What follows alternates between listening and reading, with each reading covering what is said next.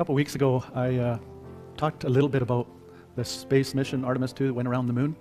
And I don't know why, but this has captured my attention a lot more than a lot of things. Maybe it was because these days, well, with this mission, it was almost like you could be with them going around the moon and back to Earth with all the video and the live feeds and all that stuff.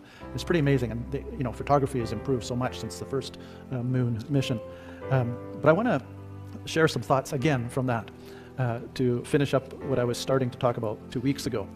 If you want to just play that short clip there, Ray. And then I'll just wrap that all up with the astronaut's creed is always to launch as friends and land as friends. And when you live together in a small group for as long as you do on the space station or even 10 days, it's a challenge.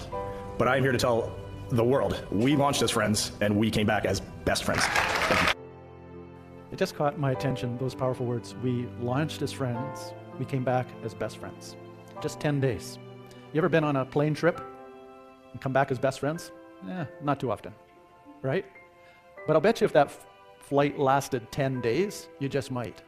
When you're forced to be together for a long period of time, it's amazing what happens. Now, it doesn't always happen, does it? Sometimes you can't stand the other people when you're enclosed for too long. But I think what was different about this was the focused effort, the same goal, and that helped to build the friendship. You find these kind of tight friendships coming out of different situations through history where people have been forced to be together for a long time. For example, there's a term that came out of the world wars called foxhole friends. Have you ever heard that? It's a term meant that in the trenches, which they often called foxholes, in those trenches, they fought together, they ate and slept, were on alert all the time together. And many times, even 50 years later, those people remain friends because they went through a really difficult time together and had a shared experience.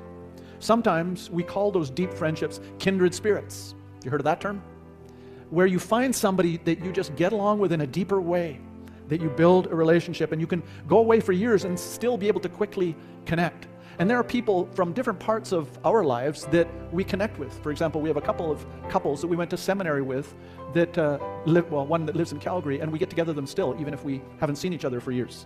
But we can connect fairly quickly. Next weekend, Diane and I will be participating in a reunion from one of my boarding schools in India, where some of them we haven't seen for 60 years. It's going to be in Calgary this time, even though it's an American boarding school. There are some coming up from there because one of the students passed away in Medicine Hat. So I'll be going to that funeral on Friday, and then we'll be getting together on Saturday. But it's amazing how when you share an experience where we were in boarding school together every day, played together, studied together, you get to know each other well, and you have a shared experience. And just like those astronauts, those 10 days together changed their relationship for the rest of their life.